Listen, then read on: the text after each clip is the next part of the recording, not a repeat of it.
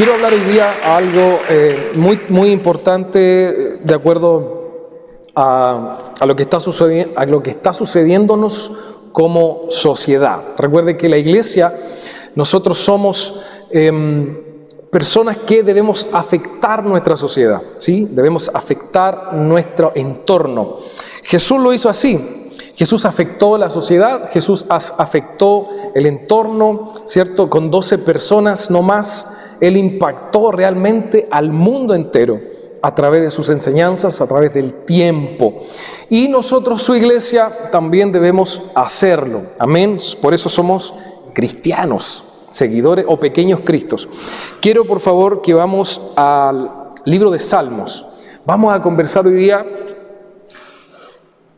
Es que lo dejé sin micrófono para escucharnos nosotros, pero sí estamos grabando el mensaje. Amén. Que mi esposa me habla por interno, usted sabe que entonces yo ahí respondo. Sí, amén. Y a las personas que estamos aquí, ¿cierto? Y que vean el mensaje, obviamente, está dedicado a todas las personas que hoy día enfrentan o han enfrentado o van a enfrentar una depresión. Hoy día está de moda, ¿cierto? La depresión, la ansiedad, la tristeza, ¿no? Ahí las consultas psicológicas están llenas, a pesar de que no somos expertos, ni tampoco queremos ser menos, pero sí la palabra del Señor nos da ciertas luces, ¿cierto? Para poder entender y ver de alguna manera cómo es que la palabra del Señor nos ayuda a superar esto, porque todo es posible ¿para quién? Para el que cree en la palabra del Señor. Amén. Sabe que la depresión es un trastorno mental emocional que provoca estados de ánimo de tristeza continua. Esa es la depresión, ¿no? Es un trastorno de la salud mental. Hoy día usted googlea salud mental y aparece un montón de enfermedades nuevas, ¿ve? Que todos los psicólogos nuevos inventan más cosas. Entonces sí, es real, eso es una enfermedad, ¿no? Entonces hay que estar, por supuesto, atento a la palabra del Señor, porque en ella encontramos nosotros fortaleza. Así que eso es la depresión, unos estados, ¿cierto?, de tristeza continua que se va repitiendo, ¿no? Y hoy día tenemos más psicólogos que nunca antes en la historia de la humanidad. Las universidades hoy día sacan ciertos psicólogos y gente experta en salud. Sin embargo, a pesar de que hay más profesionales de la salud, sí tenemos mucha más enfermedad en temas de salud mental. Ahora, eso obviamente no es solamente coincidencia. Comentábamos con mi esposa la semana pasada que mucha gente entra a estudiar este tipo de carreras no por una vocación de poder ayudar a la gente, sino que porque a ellos algo les ocurrió, ¿cierto? Fueron a lo mejor abusados, fueron víctimas de bullying, de acoso, un montón de cosas, o algún familiar de ellos, ¿cierto? Fue víctima de algún trauma, ¿no? Y por eso la gente se mete a estudiar como para autosanarse y ayudar, lo cual está bien. Pero hay una carencia, sí, de una vocación para ayudar a las demás personas. Entonces, claro, por supuesto, al ser tanta gente, ¿no? Las consultas hoy día están llenísimas y no se ve una solución real, pero la palabra del Señor sí la tiene. Todos en algún momento, esto es algo súper importante, todos en algún minuto hemos experimentado una sensación depresiva, todo el mundo. Yo recuerdo que en aquellos años también experimentamos algo súper complejo, súper fuerte. Yo en un mensaje creo que lo había contado, ¿cierto? A un nivel de reclamar al Señor, y no solamente de pedir, ni de orar, ni de adorar, sino que de reclamar al Señor, ¿no? Y ese es un estado de angustia, un estado de depresión. Y en la Biblia encontramos muchos personajes, muchos hombres y mujeres de Dios, a las cuales nosotros admiramos demasiado, porque predicamos de ellos, ¿cierto? Nos guiamos por ellos, por lo que ellos hicieron y dijeron. Sin embargo, estas personas también experimentaron niveles altísimos de depresión y angustia, hasta el mismo Jesús. Y quiero que leamos, por favor, el Salmo 143 dice así: Señor, escucha mi oración, atiende a mi súplica. Está David en este salmo. Yo me lo imagino a David tirado así en el suelo. Así era David. David era estridente. Él imagínese que cuando estaba contento danzaba, no importaba que él lo viera, ¿cierto? Se le veía su ropa interior incluso, y la esposa en una oportunidad dice: oye, tápate, ridículo. Y él decía: yo mientras más vil me vea, más exaltaré al Señor. Entonces David era estridente. Así que no sería sorpresa que en este versículo, en estos pasajes, David esté derramado, llorando de guatita en el suelo, en algún rincón del palacio, ¿cierto? O en el campo, llorando a Dios y diciendo: Señor, verso 1 en adelante del libro de Salmo 143, Señor, escucha mi oración, atiende a mi súplica. Fíjese por favor en las palabras: tú eres justo y fiel, respóndeme.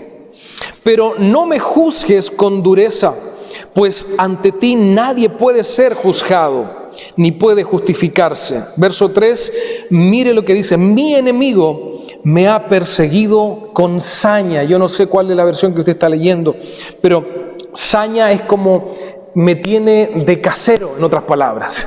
Mi enemigo no me da chance para volver a pararme. Eso significa: mi enemigo me ha perseguido con saña, se ha ensañado conmigo, ha puesto mi vida por los suelos, me hace vivir en tinieblas como los muertos.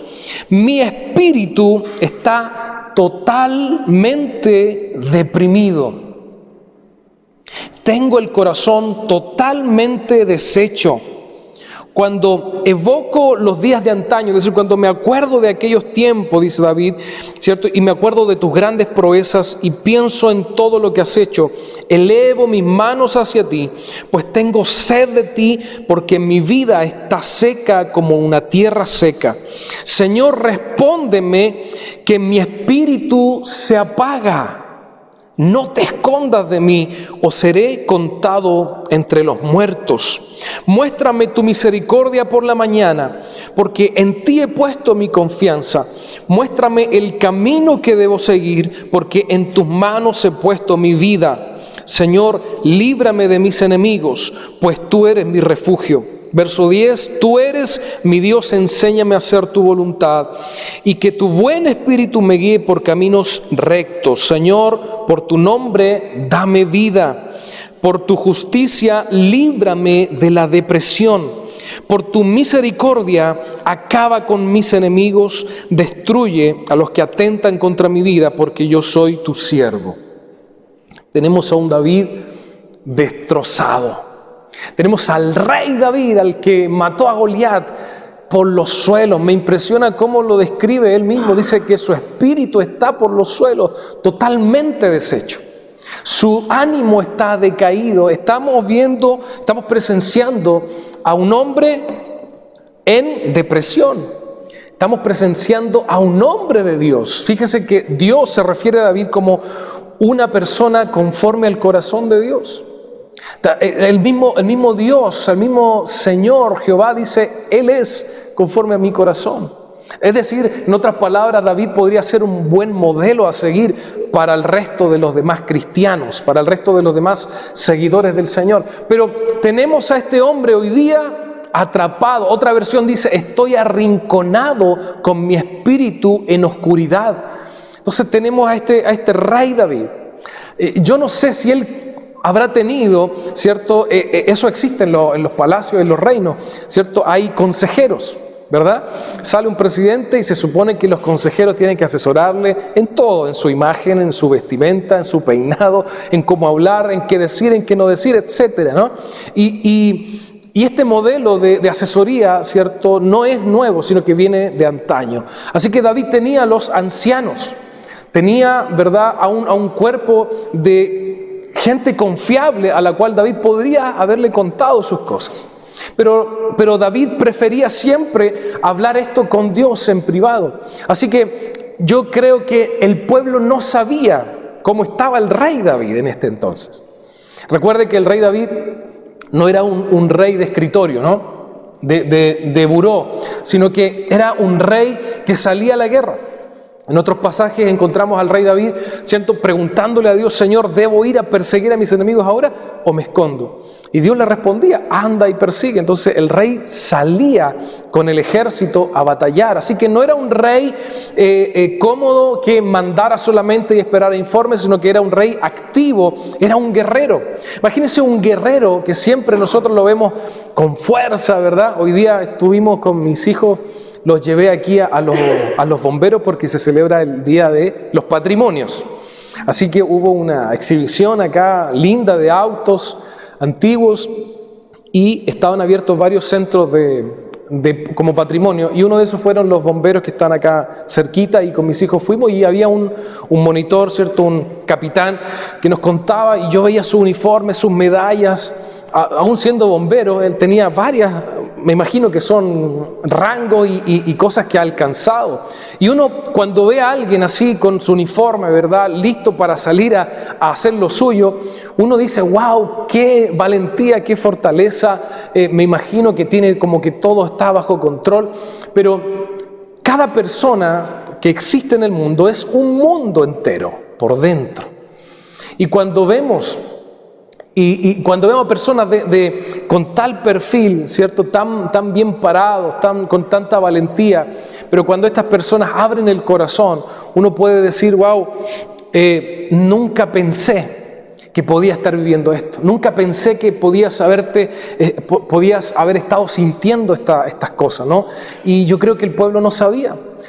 Una de las cosas, cuando Jesús dice: si ustedes están ayunando, no pongan cara de ayuno. Que de repente yo conocí unas personas que de repente ayunaban y ponían cara de ayuno. Entonces uno decía: oh, qué espiritual.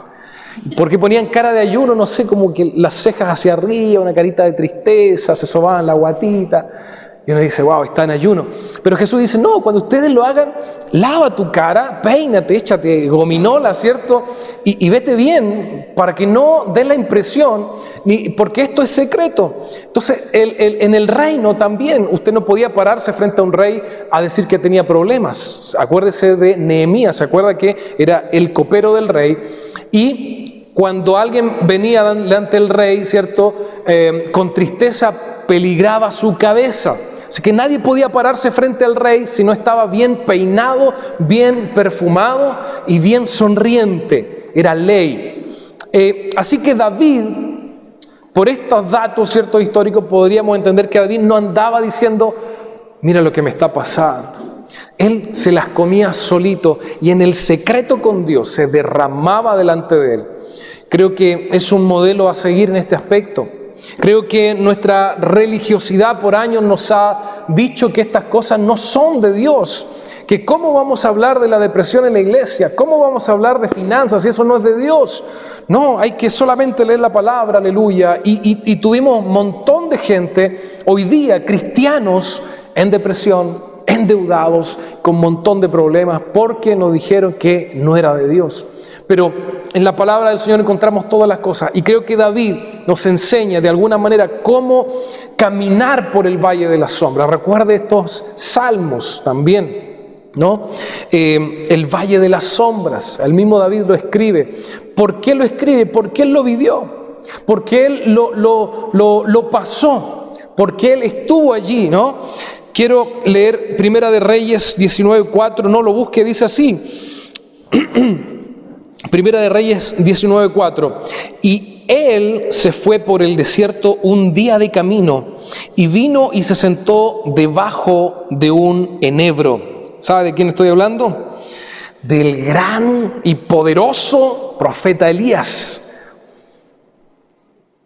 Y deseando morirse, dijo: basta ya, oh Jehová, quítame la vida, pues no soy yo mejor que mis padres. El profeta, palabra de un profeta. Cuando nosotros escuchamos y nos dicen: oye, él que viene ahí, sí, no lo mire así, no, uno ve desde reojo, el que viene ahí es profeta. Y uno como que, wow, ¿cierto? Tenemos eso como en el ser humano, ¿no? Es profeta. Entonces, cuando yo veo a Elías, que que con una oración él hacía llover sobre una ciudad. Después oraba de nuevo para que la lluvia se detuviera. Después volvía a orar y caía fuego. ¡Qué tremendo hombre de Dios! ¡Qué tremendo profeta! A mí me gustaría salir, ¿cierto? Ir a un lugar donde haya sequía y decir, Señor, que ahora llueva en tu nombre, aleluya. Edificamos un altar, llevamos guitarras, cantamos coritos, ¿cierto? Y que lloviera sería extraordinario. O que se detuviera el tiempo, el clima. O sea, hombres de Dios que realmente demostraban un poder sobrenatural, ¿cierto? Y que bendecían a toda una nación o una ciudad. ¿Qué problema va a tener ese hombre? ¿Qué problema podría tener esa mujer? ¿Qué problema, qué depresión podría estar un hombre así de Dios, usado grandemente? Que provocaba tornados en el desierto para ahuyentar a los enemigos. Este hombre venía de matar a 400 sacerdotes de los enemigos del Señor. 450. O sea, no es algo menor. No es algo que pudiese pasar desapercibido. No fue una oración nomás, no fue un culto, fue una demostración total, ¿cierto? Fuego cayó del cielo, consumió todo el altar. ¡Wow! ¡Qué tremendo! Y nos maravillamos. Y decimos nosotros, el mismo Dios de Elías es el mismo Dios nuestro, ¿cierto? Dios de Abraham, Dios de Isaac, Dios de Jacob. Y en eso cobramos fuerza. Pero fíjese lo que está viviendo ahora. Después de este episodio glorioso, Elías se va un día de camino lejos de donde había ocurrido todo esto. Va por el desierto y deseando morirse, dice la palabra del Señor. Yo no sé, obviamente las personas que viven en un estado o que están, ¿cierto? O que han estado en algún estado de depresión, de angustia, creo que el deseo de morirse es frecuente. Por eso mucha gente se quita la vida. Pero uno dice, bueno, le falta el Señor a esa persona. Si conociera a Jesús y tratamos de invitarla a la iglesia, ¿no? Tratamos de llamar y oramos por ella. Pero estamos hablando de un profeta que quiere morirse, que está diciendo, yo no doy más, deseo morirme, basta ya, oh Jehová, quítame la vida, pues no soy yo mejor que mis padres. Elías, un profeta poderoso. Una oración de Elías hacía llover sobre una ciudad, otra oración hacía que se detuviera la lluvia. Un hombre que hacía descender fuego del cielo para avergonzar a los enemigos de Dios. Estaba depresivo, angustiado. ¿Sabe por qué? Por una noticia. Él no había recibido un diagnóstico médico, no estaba en problemas económicos, no estaba en crisis. Recibió una noticia y esa noticia devastó a este gran profeta del Señor. Lo llevó hasta la depresión, lo llevó al desierto a esconderse. Y de allá, ¿cierto?, viene la voz de Jehová y le dice, sal ahora, usted ha leído la historia, sal ahora, le dice Dios, ¿cierto?, y encuéntrame a ver si adivina dónde estoy. Y Elías sale y dice, allí estás, porque hay fuego allá. Y Dios le dice, no estoy allá en el fuego. Entonces acá donde viene ese tornado, ahí estás tú, Señor. Y Dios le dice, no, yo no estoy allí. De repente dice, viene un silbido apacible. Y Elías entiende la voz de Dios que le dice, yo también soy apacible. No soy solamente carros de fuego, trompetas del cielo, ¿cierto? Y guerra. No, yo soy Dios y me manifiesto de distintas maneras. ¿Qué quiere decir eso? ¿Por qué a un hombre en depresión Dios se le presentó de esa manera? Yo quiero que el Espíritu Santo nos vaya revelando esta palabra. Hay momentos en que usted y yo vamos a querer ir a la guerra con todo y que ojalá aquí cantemos los carros del faraón, ¿cierto? Uno se siente así como cuando uno sale de ver del cine, que usted ha ido a ver películas de Bruce Lee, ¿cierto? Uno sale así como, a ver, que venga un asaltante ahora, ¿cierto? Se sabe todos los trucos. Y de repente así salimos de la iglesia, los carros del faraón, ¿cierto? Y guerra espiritual, y que venga nomás un demonio, a ver, aquí te las traigo, Peter. Pero hay momentos en la vida en que vamos a necesitar, o debemos conocer, mejor dicho, la parte sensible de Dios. Yo creo que como iglesia hoy día, es una de mis de mis premisas durante este año en la iglesia es que la gente pueda aprender a disfrutar del Evangelio. Se lo he dicho a ustedes, que la gente debemos todos aprender a disfrutar del Evangelio, dejarnos pastorear, dejarnos regalonear por este pastor de pastores que nos lleve a verdes pastos, que nos dé aguas tranquilas de reposo para sanar nuestra alma. No podemos ser enviados si no hemos sido restaurados. No podemos hablar de paz si nosotros no hemos experimentado paz. Yo sé que usted y yo estamos, como hemos dicho siempre, para grandes cosas y grandes planes hay de Dios, de parte de Dios para todos nosotros. Pero no podemos llevar a la gente a donde nosotros no hemos estado. No podemos guiar a las personas y decirles, sabes que hay un Dios sanador para ti, si a lo mejor nosotros no hemos experimentado la sanidad. No podemos decir, Señor, o gente, amigos, vecinos, sabe que Dios te saca de la crisis si nosotros no hemos salido de una crisis. Creo que este tiempo para nosotros y para la gente que venga, que llegue, que se siente en uno de estos lugares, estamos en un tiempo de disfrutar del Evangelio, de disfrutar de la iglesia, de disfrutar de la hermandad. Por eso nos gastamos hasta 2 horas en el cafecito después del culto. ¿Se acuerdan? Nos vamos súper tarde porque tanto disfrutamos y que queremos, ¿cierto?, que este ambiente familiar pueda ir restaurándonos y sanándonos también. Entonces estamos en ese tiempo. Después ya vendrá un tiempo a lo mejor de conquista, de guerra, de salir, pero ahora debemos disfrutar este tiempo. Yo creo que no es por casualidad, sino que Dios quiere sanar nuestro corazón. Mateo 26, 38 dice, les dijo, está hablando Jesús acá. Mateo 26, 38, ¿lo va a buscar? Búsquelo conmigo.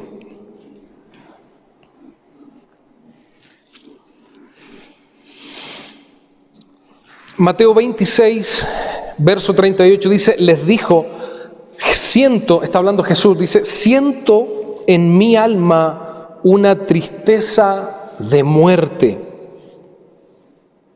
¿Qué dice la versión Reina Valera? 38. Sí. Entonces Jesús les dijo, estoy abrumado de tristezas hasta el punto de morir. Quedaos aquí y velad conmigo. Entonces Jesús les dijo, estoy abrumado de tristeza.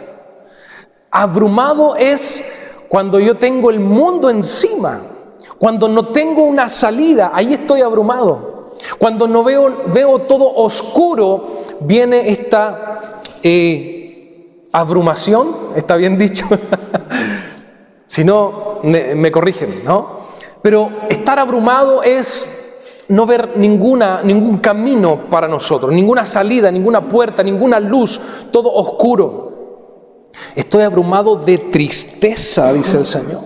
El propio Jesús experimentó depresión, experimentó angustia. Mi versión dice, siento en mi alma una tristeza de muerte. Ha entrado usted, bueno, los que hemos ido a algún cementerio, hemos tenido alguna experiencia, ¿no?, de acompañar. Usted acompañó a una amiga, dice, me tocó en una oportunidad, estaba en el colegio, en secundaria, ¿cierto?, en 3º y 4º medio. No era el mejor de mi clase, pero era inteligente, eso sí. Entonces yo, como siempre, usted sabe, me ha gustado hablar, siempre me gusta hablar y siempre fui presidente de curso, delegado, tesorero, secretario, siempre anduve en eso, no sé por qué. Y en 3º y 4º medio el colegio me propuso el director ser abanderado del colegio. Entonces yo obviamente dije que sí inmediatamente, me gusta estar ahí. Así que abanderado en todos los eventos del colegio, ceremonia, la bandera de Chile, después pasé a ser el estandarte del colegio. Bueno, entonces cuando habían funerales de apoderados, adivine quién iba. El abanderado. Me decían el canapé, pero yo donde había eventos ahí tenía que estar. Entonces en una oportunidad se murió una mamá de una alumna, no era mi compañera de curso, pero era del colegio. Entonces el abanderado, ¿cierto?, bueno, vaya a representar el colegio, así que fuimos en un furgón al cementerio general allá en Recoleta, Santiago. cementerio general o el cementerio católico. Usted entra al cementerio, no sé si lo ha visto, pero usted entra y es lindo por fuera, pero usted da 2 pasos y es horrible por dentro. Eso es tétrico, pero espeluznante. Ahí en verano adentro hace frío, todo es como lúgubre. Entonces entramos, me recuerdo, con la carroza, toda la gente, y la mamá de esta niña la tiraron, pero al final, hermano, al final. Lo único que había después de los nichos donde ella estaba era la fosa común. Entonces llegamos a un lugar donde habían cerros, montes, pero era todo desértico, era como estar dentro de otra ciudad, feísimo. Y recuerdo que cuando llegamos a ese lugar, uno quisiera que ¿cierto?, en su funeral lo dejara en un lugar lindo, con flores, ¿cierto?, con rositas y cosas así, pero acá no era así. Eran nichos. Usted conoce los nichos, ¿no? Son estos departamentos que son altísimos. La señora quedó arriba del nicho y de ahí se veía todo el cementerio hacia allá, la fosa común. Era horrible la experiencia. Entonces, ver eso, en ese minuto yo tenía flamantes 16 años. Entonces, la experiencia fue para mí fuerte porque ver a ellos, la mamá, o sea, los familiares, horrible, el llanto, el dolor, ¿cierto? Bueno, obviamente no tener a Cristo, eso es como exponencialmente mayor. Entonces era desagradable verlo y chocante. Más encima ver que era tan horrible, tan feo, y faltaba por control, habían hoyos por todos lados, era horrible. Y la sensación de estar allí era como que uno sentía que la muerte estaba allí. Uno sentía que se le paraban los pelos cuando escuchaba a la gente llorar, gemir, gritar, y ver visualmente todo horrible era una sensación desagradable. Me imagino que a lo mejor algunos de ustedes han entrado a algún hospital, a alguna sala médica donde se siente la muerte que está allí, que es palpable. Bueno, Cristo, Jesús, estaba en esa situación. Estaba sudando, decía la Escritura, como gotas de sangre, de tan nervioso, de tan angustioso, de tan triste, que él estaba temblando allí como persona, como humano que era también. Y como los discípulos ya sabían que Jesús tenía que morir, entonces para ellos era como que ya estaban preparados, pero lo que Jesús estaba viviendo, de hecho hay documentales que explican físicamente lo que Jesús estaba viviendo en ese minuto. Entonces, él temblando les dice, les comparte, y aquí hay una enseñanza tremenda para nosotros. Porque aquellos que hemos pasado por depresión, lo que más nos cuesta es hablar. Lo que más nos cuesta es decir, hey, necesito ayuda. Lo que más cuesta, o de pronto se nos van tantas las fuerzas que ni siquiera para abrir nuestra boca, para decir en la situación en la que estamos, nos cuesta muchísimo. Eso es algo necesario en la vida de las personas que experimentan angustia, depresión, tristeza. Jesús abrió el corazón, el maestro a quien debíamos nosotros de confiarle las cosas. Él está pidiendo ayuda. La depresión es tan poderosa, es tan fuerte, es tan dominante que nos deja vulnerables completamente. Y Jesús le dice, por favor, quédense conmigo a velar, acompáñenme porque estoy hasta la muerte, tengo una sensación horrible de muerte. Literalmente, Jesús angustioso le dice, siento en mi alma una tristeza de muerte. O sea, no es cualquier tristeza. No es que perdió Colo-Colo. No es que se nos, no sé, no es que se nos fue no es que, no. Hay un montón de tristezas en la vida. Pero Jesús estaba diciendo hasta la muerte. O sea, estoy que me muero acá. Quédense ustedes aquí y permanezcan despiertos conmigo. Hay 3 cosas para avanzar. Hay 3 cosas que al ser humano le provocan depresión. Desde pequeñitos experimentamos estas 3 cosas y nos van formando acerca de nuestros miedos y nuestras angustias hasta de mayores. Son 3 cosas básicas y de ahí se desprende todo. Primero, el abandono o el desapego. Por eso cuando nace un bebé tiene que estar pegadito a la mamá, ¿cierto? Ojalá piel con piel, porque el desapego es tan fuerte y marca tanto la vida de las personas, ¿cierto? Que el bebé tiene miedo, hay esos tres grandes miedos. El desapego, ¿cierto? Jesús estaba ya desapegado de Dios, del Padre, y ese era su gran temor. Cuando Jesús dice, Padre, ¿por qué me has abandonado? No es que Dios se fue, sino que era tal la carga de pecado en Cristo que Dios no podía estar con Él unido, porque Dios es santo. Entonces la separación, el desapego entre el Hijo y el Padre fue lo que puso triste a Jesús. Más que la muerte en sí, Él sabía que debía morir, pero en su humanidad, ¿cierto?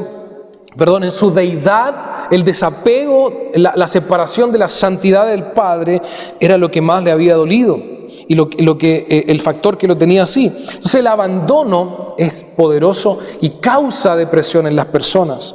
Causa depresión cuando alguien termina una relación, cuando hay un divorcio, cuando novios, ¿cierto? A los 16, 17 años, 18 años, terminamos de pololear y se acaba el mundo y ¿por qué no hay otra como ella? Y nunca más me voy a enamorar, ¿cierto? ¿Hemos estado así o no? Sí, se han visto así. Si nos hemos visto así, porque la sensación de dejar ir, de soltar, lo mismo cuando se muere un ser querido, hay un desapego emocional, lazos que se rompen, ¿no? Tan fuertes, y es tal el dolor, tan la tristeza, que nos causa una angustia que muchas veces otras personas que no lo han vivido no lo podemos entender. 2, miedo a las caídas. Los bebés, cuando alguien lo levanta, ¿cierto? Y le hace el bebé se asusta porque es un miedo natural a caerse. Y cuando somos grandes, ese miedo se transforma en un miedo a los fracasos. Cuando tú y yo fracasamos en algún área de nuestra vida, cuando nuestros planes se caen, se rompen, entramos en un proceso de duelo con nuestras ideas, con nuestros planes. Proverbio dice, carcome los huesos la meta caída o la meta no cumplida. Entonces, tanto esfuerzo que muchas veces ponemos para algo y que eso fracase, por supuesto que nos trae una sensación de dolor, de tristeza, de angustia. Entonces, mucha gente han fracasado en la familia, en los negocios, en el trabajo, en su profesión, en la vida.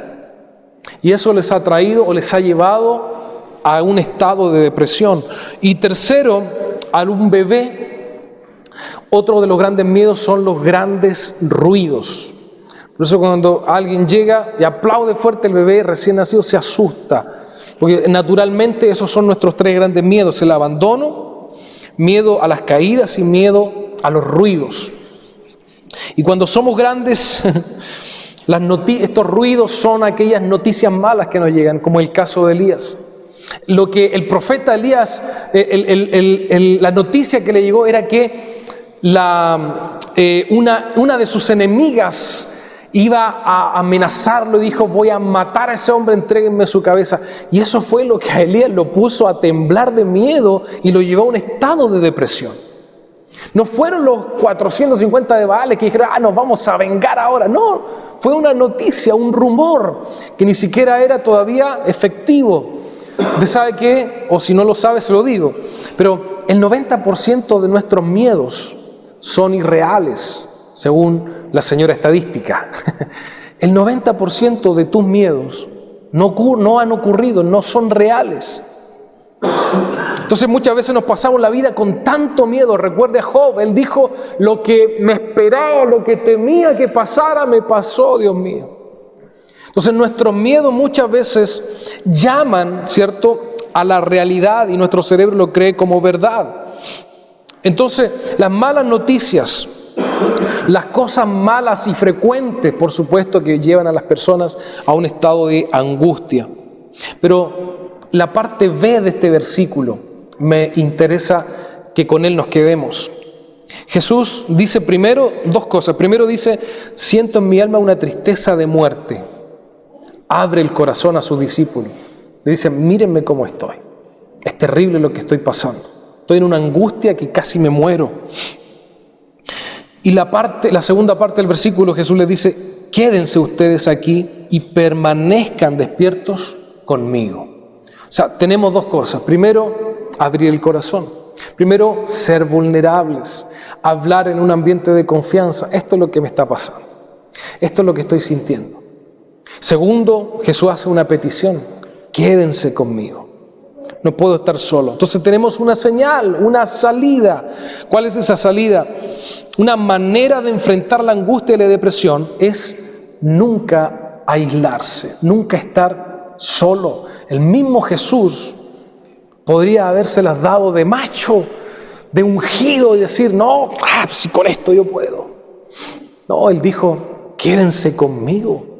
Días antes le había dicho a los mismos discípulos, oremos por favor, acompáñenme a orar. Yo voy a orar un poquito más allá, ustedes un poquito más acá, porque hay secretos con el Padre, pero ayúdenme, quédense a orar conmigo. Después de una hora bajó y lo encontró a todos durmiendo. Entonces ahí viene en la angustia que ya estaba viviendo Jesús. Le dice, pero yo creo que no fue un reto, yo creo que fue un reclamo del alma decirle, pero ¿cómo, por favor, no pueden acompañarme a orar conmigo siquiera una hora? Entonces, la petición o los gritos de auxilio de una persona que está en angustia, viviendo una depresión, es no estar solo, no aislarse. En los estudios de la ética hay una rama que se llama la ética del cuidado, que es la que ejercen todos los profesionales, sobre todo de la salud, la psicología. Y la ética del cuidado tiene una premisa que dice que no puedes estar solo si quieres ser beneficiario de un cuidado. Es decir, cuando en un hospital aíslan a una persona para un tratamiento, es porque ya está dando luces que esa persona está por terminar sus días. No hay razón para aislar a una persona si tiene esperanza de vida. Y en nuestro espíritu muchas veces nosotros mismos somos los que nos aislamos, los que cerramos la puerta, decimos no quiero hablar, no quiero decir, no quiero contar porque es tal mi angustia, se van a burlar. Y muchas veces, claro, somos víctimas de bullying, de burlas, de conversaciones, de murmuraciones, pero yo creo que hoy día el Señor está alentándonos, llevándonos, ¿cierto?, a una madurez espiritual para ejercer sanidad y restauración sobre la gente, sobre las personas, sobre nosotros mismos, sobre los matrimonios, sobre las familias. La invitación es a no aislarse, a no decir no después, no, nunca voy a abrir el alma, no, nunca me voy a volver a enamorar. ¿Sabe que los primeros que dijimos nunca me caso somos los primeros que nos casamos, hermano? No, hijos para nada, tengo 3. Aleluya. Yo era de los que decía, mamá, papá, yo siempre a tu lado, papá, siempre a tu lado, nunca me voy a casar. Me casé a los 19, imagínense.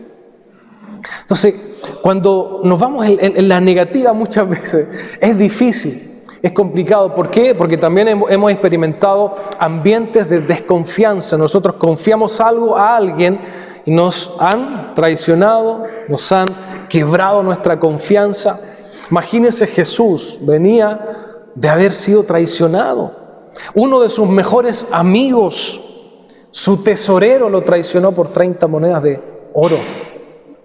El líder que iba a ser de la iglesia, en que Jesús le estaba diciendo, yo creo que Jesús estaba, Pedro va a ser el líder de la primera iglesia, su propio discípulo lo traiciona. Entonces la vida, amados, es así, es de traición. Por eso la Escritura dice, vamos de victoria en victoria.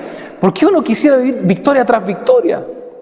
Entonces, claro, toda la gente dice, amén, pero no sabe lo que significa. Porque en la vida tendremos tantas aflicciones que al Jesús darnos la autoridad, la fe, la capacidad de pasar las aflicciones, esas son nuestras victorias tras victorias. Quiere decir que habrán muchas malas noticias, muchas consecuencias negativas, muchas traiciones, muchos ambientes de desconfianza. El mismo Jesús dijo, en el mundo tendréis aflicciones. Pero vivan victoria tras victoria, poder tras poder. O sea, cada renuncio en la cual usted y yo vivamos debe transformarse en una victoria todos los días. Entonces, tenemos a Jesús que está haciendo esta petición. Quédense aquí conmigo, no quiero estar solo. No quiero pasar esto solo. Busquemos una compañía. Busquemos en esta ciudad, amados. Queremos ser la compañía que la gente quiere estar, que la gente necesita, que la gente está buscando. La gente, usted sale todos el día, mañana es primer día de la semana, primer día hábil de la semana, usted va al centro, va a haber mucha gente arreglada en sus trabajos, con corbata, mejor peinado que yo, ¿cierto? Más perfumados, todos lindos, corriendo para su trabajo. ¿Cómo estás? Bien, todo, full. Pero la mayoría de la gente tiene depresión hoy día, ansiedad y problemas. Pero la gente no lo cuenta. Entonces, buscar un ambiente de confianza y ser, como digo yo, vulnerables en el buen sentido, mostrarse tal cual uno es. Jesús lo hizo así. No decir nada, de pronto solo estar junto. Uno dice, ¿qué le voy a decir? ¿Qué? Me pide consejo, ¿qué le voy a dar? Ya no sé qué decirle. Cuando uno dice, ¿no? Yo creo que usted tuvo la experiencia esta semana. ¿Qué le digo a mi amiga al que se le murió su ser querido? ¿Qué le voy a decir yo? Ninguna de mis palabras la va a consolar. Yo creo que los discípulos, cuando escucharon a Jesús esta petición, creo que estaban todos sentados ahí y uno diciéndole al otro, diciendo, ¿y qué le digo a Jesús? ¿Qué le voy a profetizar? No vas a morir en el nombre. No puedo decirle eso. Pero lo único que Jesús en ese minuto de angustia estaba pidiendo era estar juntos, compañía. Saber que tengo a alguien acá al lado. Saber que el domingo va usted a llegar acá y vamos a estar todos remando para el mismo lado por aquí. No es que yo esté acá diciendo, yo ya lo tengo todo listo, solucionado. No, todos estamos en el mismo bote. Y hay momentos en que me he sentido un guerrero, así como Bruce Lee espiritual, pero hay otros momentos en que digo, Señor, ¿en qué lío me metí? ¿Qué estoy haciendo? No tengo fuerzas para hacerlo. No sé hacerlo. Yo creo que la mejor oración, o las oraciones que Jesús más ama son esas. Cuando uno se reconoce totalmente incompetente. Señor, ¿sabes qué? Parece que elegiste mal. No sé hacerlo. Mira mi angustia, mi tristeza, mis crisis, mis fracasos. Todos los días estoy triste, irritable. No sé hacerlo. Ayúdame. Jesús estaba en esa disyuntiva. La persona debe encontrar las fuerzas mínimas. Hay un requisito para salir de la depresión. Hay un solo requisito. Porque lo que hace la depresión es drenarnos toda la energía. Hay gente que quiere solamente morir, que solamente está en cama, en pijama todo el día y no quiere levantarse, ni abrir las cortinas, ni nada. Eso causa la depresión. Pero hay un requisito mínimo para poder abrir el corazón y comenzar este proceso de recuperación. ¿Cuál es? Hablar. Pero ¿sabe qué, pastor? Es que no tengo fuerzas para hablar. Isaías 40, 29 y 31, en este contexto dice así: Él da esfuerzo al cansado y multiplica las fuerzas al que no tiene ninguna. Entonces, la gente que hoy día, las personas, nuestros amigos, familiares que están en un estado de angustia, de depresión, lo que tenemos que hacer es orar para que Dios le dé fuerza a pesar de que no haya ningunas. ¿Cuál fuerza? Porque uno de repente dice, Señor, sácalo de la depresión. Pero no es así. Salir de un hoyo toma un proceso, toma un tiempo. El primer paso es tomar aliento para poder compartir lo que estamos viviendo. Yo creo que toda la energía que le quedaba a Jesús era solamente para decir, quédense conmigo. No, Jesús no se iba a poner a declarar ahí, en el nombre, yo soy el Hijo de Dios, el ungido, y aquí la espada te la clavo, Satanás. Que así de repente oramos, hermano. Pero Jesús, la única fuerza que le quedaba era para pedir ayuda. E Isaías 40, 29, 31 dice, Él, ¿quién? Dios, da esfuerzo al cansado. ¿Estamos cansados? Sí, hermano. Estamos casi ya en la mitad del año. Pero muchos de nosotros estamos cansados. Muchos de nosotros hemos remado tanto mar adentro, que ya aquí tenemos músculo de tanto remar. Pero sentimos muchas veces que no avanzamos, Señor. ¿Para dónde estoy remando? Se me perdió la brújula. Pero Dios te da fuerzas esta noche para enfrentar la semana que viene. Dios nos dé fuerzas. Si estamos cansados, Señor, cobramos fuerzas en tu palabra. Y si no hay ninguna fuerza, Él multiplica la fuerza a quien no tiene cero, ninguna. Los muchachos se fatigan y se cansan, los jóvenes flaquean y caen. Pero, 31 dice, pero los que esperan en Jehová tendrán nuevas fuerzas, levantarán alas como las águilas, correrán y no se cansarán, caminarán y no se fatigarán. Hay fuerzas que Dios nos da para levantar el vuelo. Hay otras fuerzas que el Señor nos da para conquistar, pero hay momentos en que la única fuerza que Dios nos da y la única fuerza que esperamos y necesitamos es un soplo que nos ayude a levantarnos nuevamente y a ponernos de nuevo en el camino del cual muchas veces hemos caído. Que el Señor hoy día nos dé ese aliento a la gente que está en depresión, en angustia, en dificultades. Dios te dé fuerzas. Estas fuerzas, no las fuerzas del búfalo todavía, no. Necesitamos las fuerzas, el soplo que nos ayude a levantar el vuelo.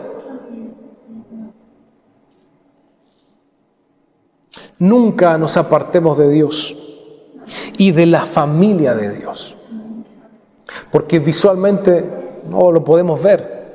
Gente que dice, yo estoy con el Señor, yo creo en Dios, pero no en la iglesia. Y está bien por las experiencias que han tenido, pero no puede acercarse a Dios si no es a través de la iglesia.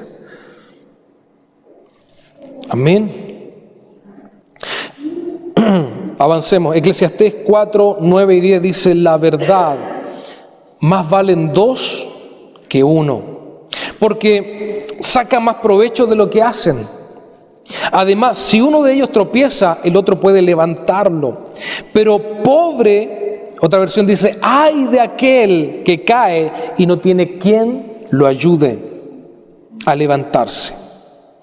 Y también si dos se acuestan juntos, sobre todo en el invierno, entran en calor. Pero uno solo se muere de frío, ese soy yo, Señor. Yo me muero de frío. Verso 12, una sola persona puede ser vencida, pero dos ya pueden defenderse. Y si tres se unen sus fuerzas, ya no es fácil destruirlas. Entonces, ¿cuál es la importancia de ser parte de una comunidad, de ser parte de una iglesia? No aislarnos, no luchar solo. Amado, la invitación es a no luchar solos. Muchas veces recibimos una palabra del Señor, entramos en una crisis, en un proceso, en un desierto. Y claro, hay momentos en que uno está solo con Dios, hay que estar solito. Pero frente a los problemas luchemos juntos. Y de eso se trata la iglesia. Por eso existimos, por eso hacemos esta locura en el frío. Para estar juntos. Si uno cae, el otro lo levanta. Pero si está solo, ¿quién lo va a levantar? Si está durmiendo solo en el frío, ¿cómo se va a calentar? ¿Cierto? No, amados, estemos juntos. Esa es una de las razones por las cuales existimos como iglesia hoy. Si usted hay un no lo puso mi amor hoy día, justo hoy día no lo puso. Hay se me va el nombre, hay un telón, un pendón, que tiene 4 palabras, que está así en diagonal, no sé si usted lo ha visto. Adoración, familia, palabra de Dios y presencia de Dios. Y esas 4 cosas no es porque se nos ocurrió así como, pongamos, qué lindo que se ve. Es porque es el sello del Espíritu Santo en nosotros. Familia, porque no queremos estar solos. Queremos ser aquel que levante a otro, pero de repente nosotros vamos a ser los caídos, tendiendo una mano, otros nos van a levantar. Así que nosotros, amados, debemos ser aquellos que levanten y aquellos que sean levantados. Eso es familia. Adoración y presencia de Dios, porque en la adoración y la presencia de Dios se siente y Dios puede ir sanando, recibiendo, ¿cierto?, la sanidad espiritual en nuestro interior. Y palabra relevante, porque no solamente profetizamos y decimos cosas como Dios te va a bendecir, te va a abrir puertas, sino que te enseñamos estas cosas que son prácticas para la vida. Amén. Pongámonos de pie entonces.